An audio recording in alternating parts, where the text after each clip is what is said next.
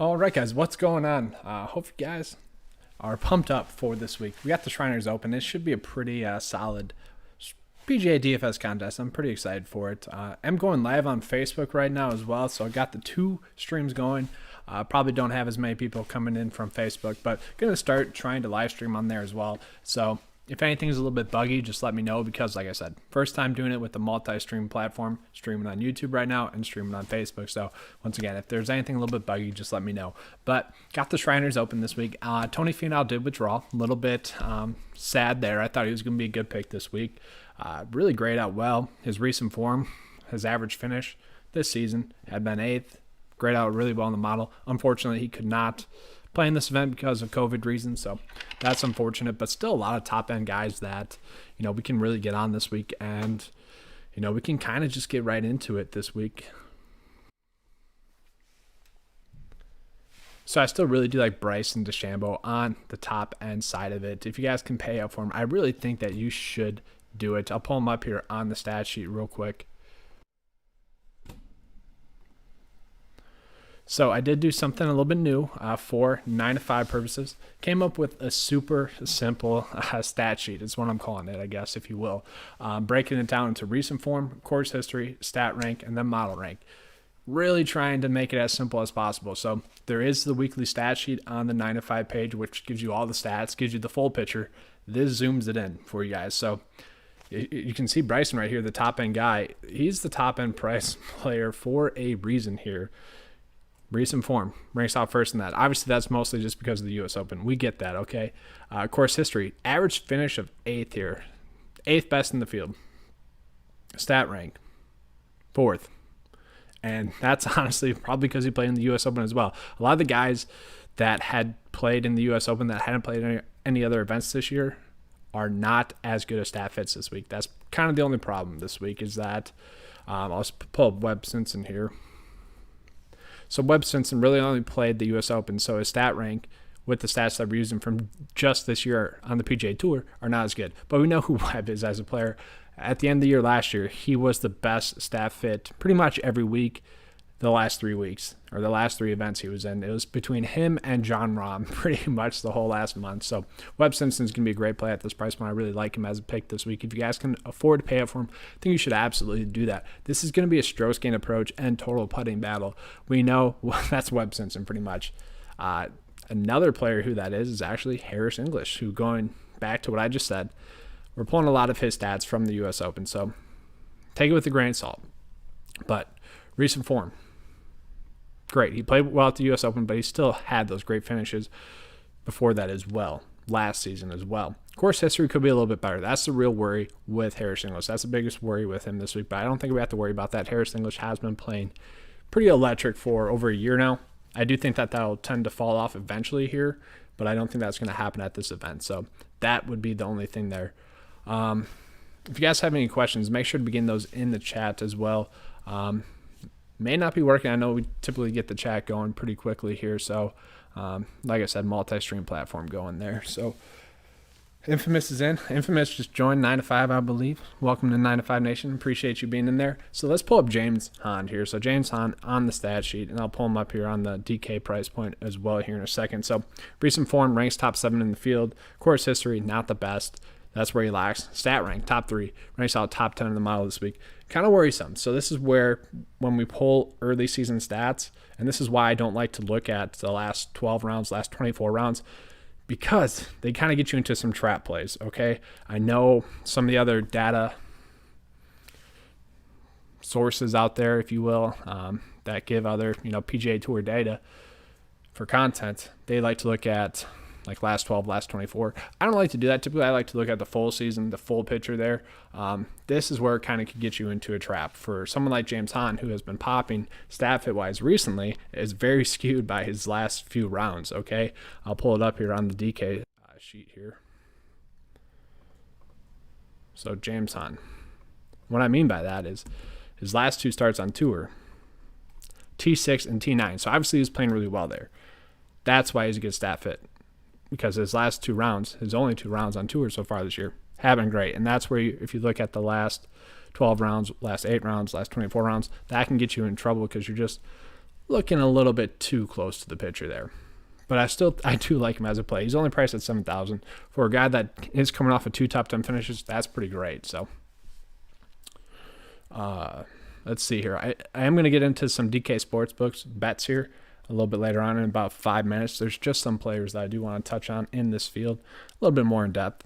So I know I mentioned this a few times. I've tweeted this out a couple of times, but Stuart Sink, very interesting play. It's one play where I like Christopher Ventura a ton. I already mentioned him on the Core Plays video. You guys saw that. But he's playing great golf. First at the Safeway Open and a T12 last week at the Sanderson Farms. This course is going to play very similar to the Sanderson Farms, where it's a stroke gain approach course, a total driving course, and a putting course.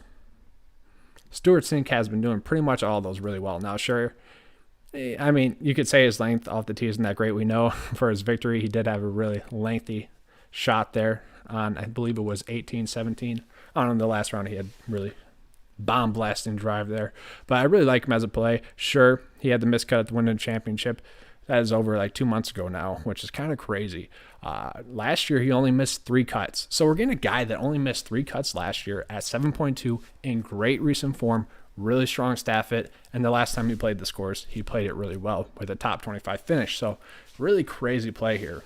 Alex is back in the 9 to 5 chat here. Got a question about Ryan Palmer. So Ryan Palmer is an interesting play, and my problem with this week is that I could not play Ryan Palmer. And what I mean by that is there's a ton of great players right around his price point. You can't play everyone. He was kind of the last of the great GPP plays, I thought. So we got Sam Burns here, who, yeah, Sam Burns burned everyone last week. He had his bad round in round 2, okay? I did that in the write-up last week. I said, he's going to have a bad round. It's just whether or not he can kind of control that bad round a little bit more. And you could kind of technically say he did that. His bad round wasn't as bad as some of the other rounds are, because you look at the Corrales, he could have won that tournament if he didn't shoot that 78. At the Northern Trust, his miscut was because he had a 75 finish there. Okay, so I do expect him to bounce back. He's a great GPP play. And then let me just quickly say off some other names. Landry Griffin, Ches Reavie. I already mentioned Stuart Sink. Harold Varner, I like. Grillo, Steele, and then you got Adam Hadwin, Joel Damon, Ventura, James Hahn, all right around the same price points, where I just like those plays a little bit more, and that's kind of the problem with this week. There's a lot of great plays at some similar price points. Ryan Palmer's a play that I just could not get on, although if you're on him, I'm not going to talk you off of it. He's a guy that just missed out on the player pool, once again, pretty much just because at some point you got to make it cut off, and I just thought, like, you got Steele here, you got Grillo there, you got Hadwin there, who are more cut makers. I think we can trust those guys a little bit more to make the cut. But then we also have Varner, we got Burns, Griffin, who I think have a little bit more upside than Palmer. That was kind of my thing. So what about Varner? What's up, Smoking Guns? So Varner. Yeah, I'll pull him up.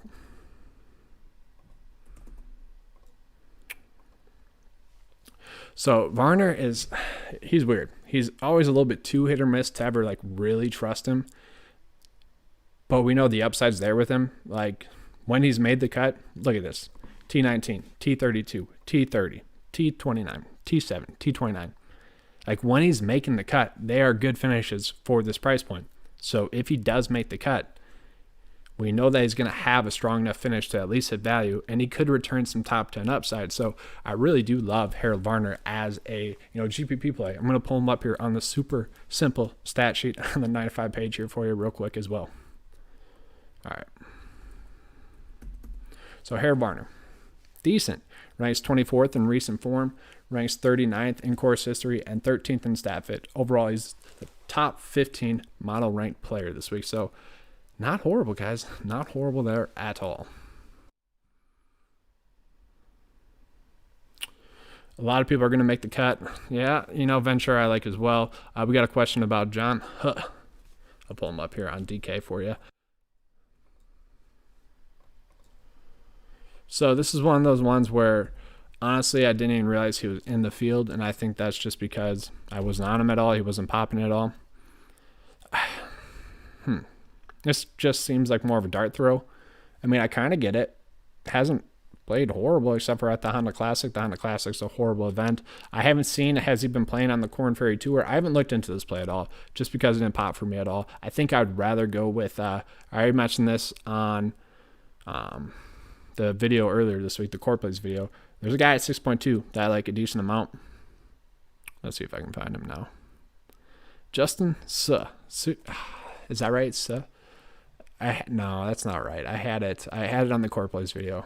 But great recent form. So, really, his first event in 5 months, came out, shot a T21 at the Barracuda, which, yes, that's an easier tournament. And then shot a T14 at the Corrales Championship. Once again, an easier tournament, field-wise. So, if that finish would have been at this event, where there's a little bit more higher quality of players, it might have been right around a T30, which, if you're getting a made cut from a guy at 6.2, I don't mind that. So I'd much rather go with him instead.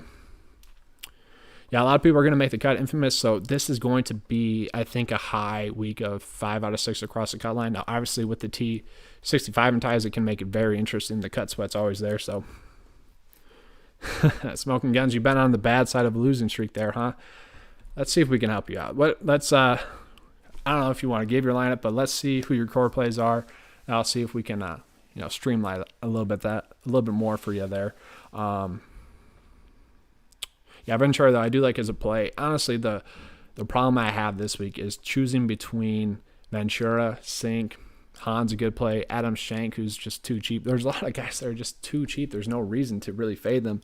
Ventura is one of them. Obviously, just been great recent form, making a ton of cuts, and obviously has shown the upside recently with 2 top 10 finishes. It's a weird week. If this was a normal week, Ventura would probably be 50% owned at this price point, but there's so many great plays at all these price points where he's going to be maybe 20% owned, maybe 10 to 20% owned, I believe is what I saw. Someone on the 9 to 5 chat said, what was it? Oh, they were talking about Cameron Davis, Hoffman, and Denny McCarthy. I was really shocked that it was looking like Hoffman and McCarthy were going to be higher owned than Cameron Davis. Cameron Davis seems like a really great play. All right, so Scotty Scheffler or Matthew Wolff. The problem this week is that question in a whole. Really? You're pulling teeth there. Honestly, you can't really go wrong with any of them. In theory, yes, someone on the high end is going to miss the cut. But you really, the high end, you shouldn't really go wrong with any of these plays. They're all great plays. The high end is loaded. If you want to try to fit in 3 of these players on the high end and mix and match it with some value plays, that'd be the route I'd want to go in GPPs. I'm favoring Scheffler just because of the slight price discount. Came back, played decent. First round back since the COVID thing.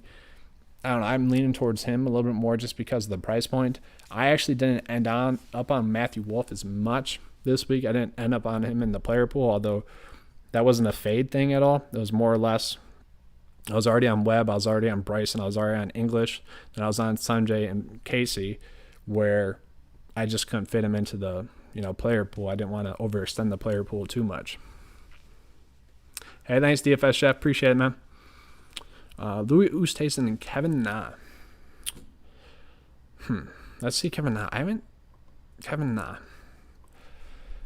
Kevin Na, he's interesting because I feel like you can never trust him, just ever. He's one of the weirdest plays where on any given week he can go off and have a good week, and there's never really a good reason to fade him, but there's never really a good reason to play him. It was kind of like Sergio last week, where you might not have a great reason to fade him, but you don't have a good reason to play him, where if they just get hot for a week, they can go out and win or go up and get a top 10. Obviously, we saw that with Sergio. Kevin Na won somewhat recently as well, where it was kind of random that week, but Kevin Na's a player where he just kind of does that. But to answer your question, I'd much rather go with Louis there for me personally. We don't really know why he withdrew last week, but I don't think we have to worry about that too much. Louis has been in great recent form so far. He plays in the tougher courses, which is how stats can get skewed sometimes because you look at PGA Championship, US Open, BMW Championship, all tougher events, so that kind of skews the stats sometimes. All right, smoking guns. So I do like that build. Pretty solid there. Webb should make the cut. Varner is a little bit risky there. Ventura is a great play at his price point. Palmer, a little bit risky there. I get it as a GPP play. Harris English should make the cut. And then Adam Hadwin, he should make the cut as well. So for me, I'm seeing 4 make cuts there. And, you got the risky upside with Varner and Palmer. So, there's risk associated with it, but I get it. So, that's kind of just how I like to look at it sometimes. Oh, Pat Perez instead of Hadwin. I don't know. That's a little bit more risky for me. So you're looking at probably locking in 3 make cuts with decent GPP upside with Pat Perez there. So I get it, but it's a little bit risky. You guys know my approach. I'm looking for the most optimal main build I can make and then differentiating from there on GPP lineups. So I'm a little bit worried for that one. But I get it. Varner has great upside. Palmer has great upside. Pat Perez has splashed some great upside recently. And let me see what he did at this course recently as well. I believe he was doing really well at this course. Yeah, course history. Top 4 in the field. So I get Pat Perez as a play as well. So definitely makes sense. All right, Scott is wondering about Patrick Rogers and Chaston Headley. So Patrick Rogers is right here. So good timing with that one. I don't know. So the reason why Rogers missed the cut is because he got off to a really slow putting start, which was very frustrating if you're a shot tracker watcher like me pretty much, or like anyone that plays PGA DFS every week. It's very frustrating because he missed like a 6-footer. I think he 3-putted from like 20 feet. Just some uncharacteristic things from him where he was eventually able to figure out. After the front 9 on the first round, he was able to figure out and played some really good golf. At this price point, it is intriguing, although you look at that course history rank, not the best. I believe he has 2 missed cuts and 1 made cut. So the course history is kind of why I decided to fade him this week, where Chaston Hadley, it's kind of the exact opposite there. Great course history. Stat fit isn't exactly there this year, although we know last year is a great total driver, great ball striker. Don't mind him as a play. Still a little bit risky. I think there's some other value plays you can go with. Dart throw of the week, Scott Piercy, 9-5's boy 2 years ago. I get it. I can't tell you off of that. I kind of get it. So I don't think I ended up on him. If I did, it was a low exposure play. But, I kind of get it as a play. Let's see here.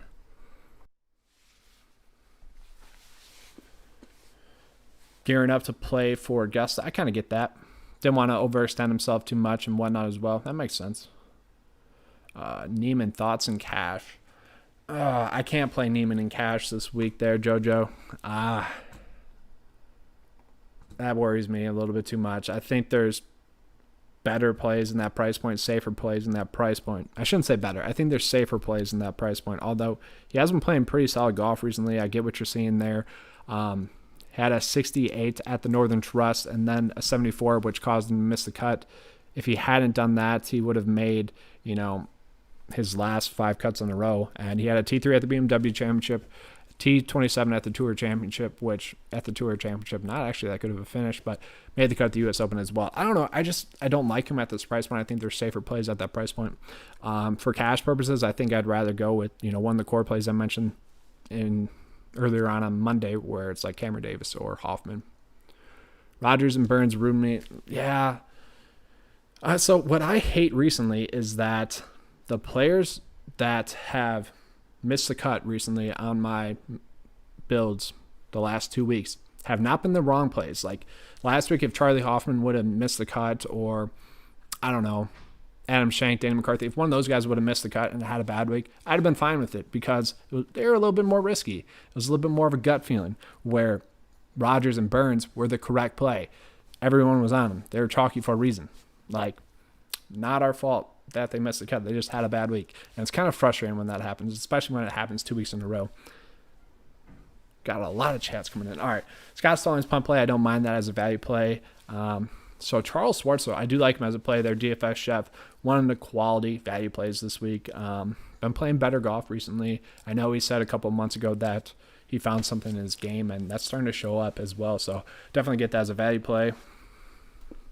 Yeah, Stallings, I don't mind. It's weird. Does Scott Stallings have a brother? Because I think 2 events ago His brother had a pretty good week, and then if it's his brother, I could just be making that up. I know there's a Stallings 2 weeks ago doing well, and then last week Stallings had a good week.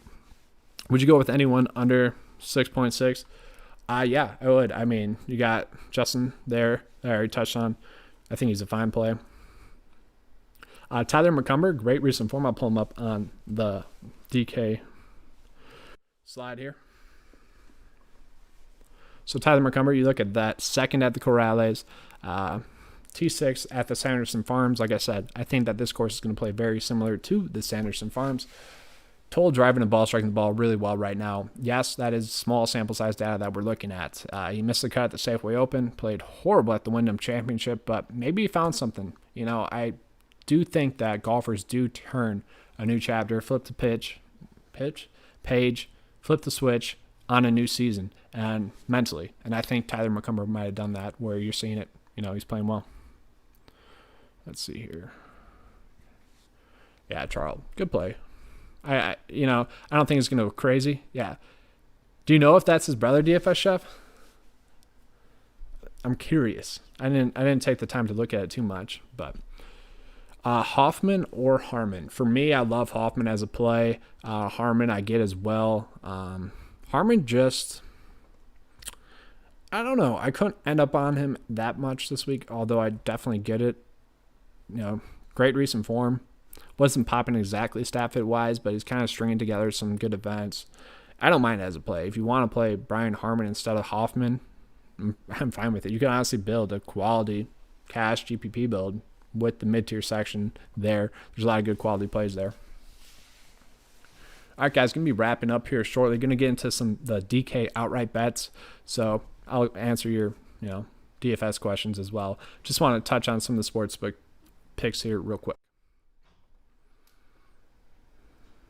So it sucks. Like, Bryson is going to be the best play this week. So if you could afford to, I guess you don't have to afford it, but if you guys want to take the risk there, it's 8-1 for him to win, which I hate betting. I would much rather bet him maybe after a bad round one. So if he has a bad round one, I think I'd rather go that. Would I go troll Casey? Yeah, I like Casey. It's not a major, so I don't think we have to worry about it too much. Well, good luck there, Smoking Guns. I'm cheering for Harold Varner now and Pat Perez. I think I have them all in my player pool somewhat, so good luck there. Hoffman either top 5 or dead last. Man, I hope that's not true. I wouldn't be on him as much if that were how I saw it. Oh, that would suck. His course history isn't the best, which does worry you. I don't know, maybe the Vegas life gets to him. I don't think we have to worry about that this year. That's one of the things this year with COVID going on. We don't really have to worry about the Vegas nightlife getting to these guys as much. But again, to the DK Sportsbook picks, I hate betting someone that's really under like 20-1, honestly. It's just not fun for, say. Cameron Davis almost won last week. Ventura almost won 3 events ago. Been really close to hitting some outright winners. Like, you probably could have cashed out early heading into Sunday, like the last month, which kind of sucks that none of them have come through yet, but still. Bryson's going to play. Webb's a great play. Hideki, I think he could pull it through. My favorite bet was actually Tony Finau before he had to withdraw. Let's talk about some of the deeper shot guys, because there are some good ones. Let's look at 100-1 guys. Real deep. So Stuart Sink, I know. I don't think he's going to win again, but maybe he could. Great recent form. The T12 after a victory is something that I like. Like, typically guys don't play that well after a victory, so that's actually intriguing to me. Great stat fit. Obviously great recent form. Very intriguing at 100-1. Brendan Steele quietly been playing some good golf, and this is where I struggle with playing someone like Brian Harmon, to be honest with you, where Brendan Steele playing pretty much just as good of golf as Brian Harmon. On DraftKings, he's like 100 cheaper. Let's see the difference in DK salary odds here. So, 20 difference. 80-1 for Harmon. Steele's 100-1, which kind of tells you something with their difference in the DK price points as well. So, I don't know. So going back to the Harmon question, it's like, why play Harmon when you can play Steele? I get it, though. I mean, I get both plays. All right. Taylor Gooch is actually interesting to me at this deep price point here. 140-1. Pretty interesting to me there. Just It's a decent stat fit. He could pop, honestly. And then Justin Suh. He should be lower than this. What is this? He's one of the lowest priced guys on DraftKings. Good recent form. I bet that's I didn't check his on Monday, but I bet that it was 200 to 1 on Sunday or on Sunday, Monday when those came out. Adam Schenk at 175 to 1. That's pretty interesting. This is a week where, yes, there's high-end guys. It's absolutely loaded on the high end. I expect one of those guys to win. But if one of those guys, the deeper shot guys, win, it wouldn't be that shocking. Doc Redmond at 80 to 1. Very interesting there. He's a guy. I mean, honestly, this is probably the best value that we're getting this week because Doc Redmond, great stat fit. If he can put it together, he could easily top 10. Give yourself a chance to win like he could easily do this week. That's pretty intriguing to me, honestly. And then Danny McCarthy, 75 to 1. Christopher Ventura, 75 to 1 as well. Those are very interesting to me there. Cameron Davis, if he can pull it together, I don't think he will, but that's pretty intriguing to me as well.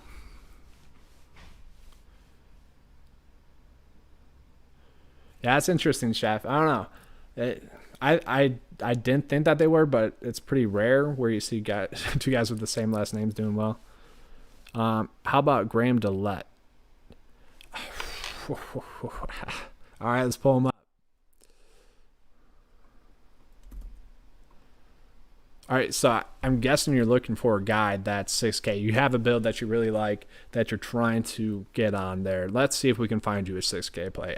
I'm not going with Dillette there. No, that's not happening for me.